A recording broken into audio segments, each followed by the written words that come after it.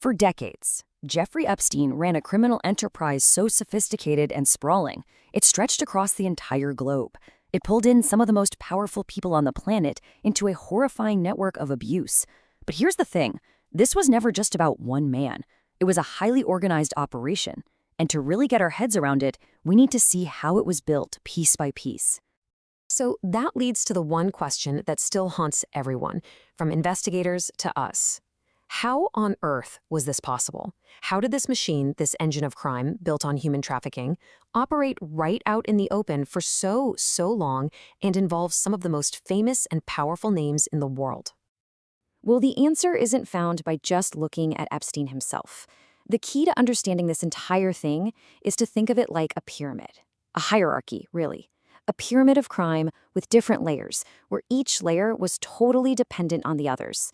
This pyramid structure, it's how the whole thing worked. Okay, so let's start where you have to start, at the very, very peak of that pyramid, because like any criminal enterprise, this one had its architects, the two people at the top orchestrating the entire global operation. At the absolute top, you've got Jeffrey Epstein, the money man, the financier. And right there with him, Ghislaine Maxwell, his partner, and crucially, his lead recruiter.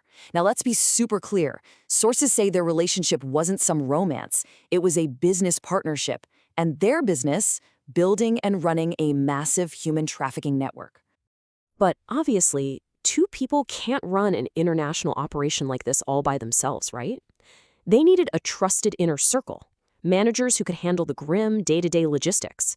So who were the people in that next layer down the pyramid? And that brings us to the operational managers. To really get a sense of just how important they were, the source material gives us a pretty detailed case study of a couple of key accomplices. People who rose through the ranks to become absolutely essential cogs in Epstein's machine. So here you can see the structure laid out plain as day. At the top, step 1, the architects, Epstein and Maxwell. Right below them, step 2, you have the managers. People like Adriana Muchinska and Janusz Banasiak, who recruited girls, managed the households, and basically controlled the victims. And at the very bottom, at the base of it all, hundreds of young girls, the targets of this entire criminal enterprise. So let's zoom in on the story of Adriana Muchinska. According to the source, she comes to the U.S. as a young model and very quickly becomes one of Epstein's most indispensable aides. And we're not just talking about some personal assistant. No, she was managing other victims. She was handling high-profile guests on Epstein's private jet. And most importantly, she played a central role in covering up his crimes. And if you're wondering just how important she was, well, you don't have to take my word for it. Epstein said it himself in court. When they asked him who she was, he said it plainly. Adriana arranged my whole life. This was not some low-level staffer. This was a key lieutenant right at the heart of the whole thing. And her loyalty was put to the ultimate test back in 2005. The source alleges that Epstein gets a tip-off, supposedly from someone with ties to the Clinton administration, that his mansion in Palm Beach is about to be raided by the police. So what does he do? He immediately sends Muchinska to go clean up. She gets in there and removes 3 computers, the key pieces of evidence, just hours before the cops show up. The result? The police walk into a totally sanitized crime scene. So when she was finally questioned under oath, you'd think she'd have a lot to say, right? Nope. Nothing. 342. That is the number of times Adriana Muchinska pleaded the Fifth Amendment, refusing to answer questions. Her silence was a brick wall, and it protected the entire pyramid. And that silence, it wasn't just protecting the architects at the top. It was a shield for the next layer of the network, the powerful guests. And this is where the story gets even wider, pulling in some of the most famous people in the world. You've heard it a million times, right? So many of these powerful people have come out and said, I hardly knew the guy. But the source material paints a very, very different picture. It directly contradicts these public statements with specific allegations, flight logs showing multiple trips on the so-called Lolita Express, testimony about victims being recruited from places like Donald Trump's Mar-a-Lago, and incriminating private messages that suggest a much, much closer relationship than they're letting on. And we're not just talking about whispers and rumors here. I mean, take this infamous quote from Donald Trump way before the whole scandal blew up. He actually described Epstein as a terrific guy, and then added, "It is even said that he likes beautiful women as much as I do, and many of them are on the younger side."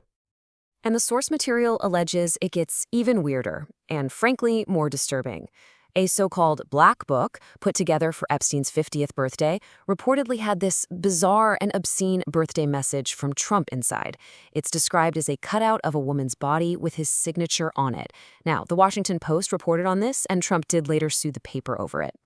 So you have to wonder, how was this network held together? It wasn't just by friendships or business deals. It was held together by secrets.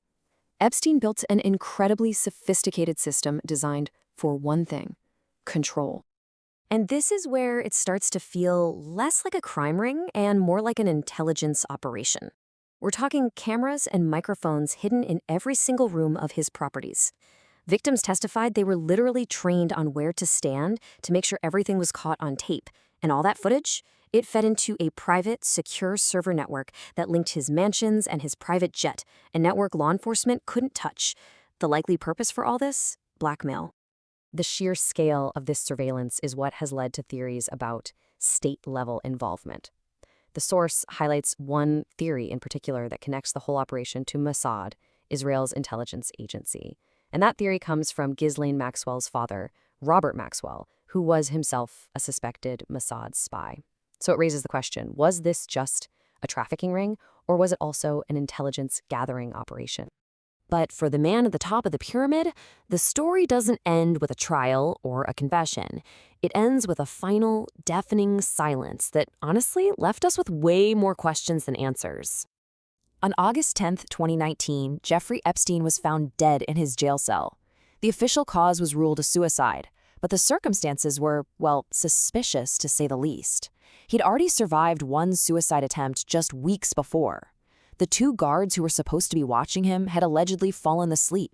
And maybe the most disturbing part of all, surveillance footage from the hallway outside his cell somehow went missing. So, here we are. Epstein is gone, Maxwell is in prison. The top of the pyramid has been taken out. But the source material leaves us with this one final, haunting thought. When you think about all the layers of complicity, all the powerful names involved, and all the evidence that just disappeared, you have to ask yourself, are the biggest secrets of this global criminal network really buried forever?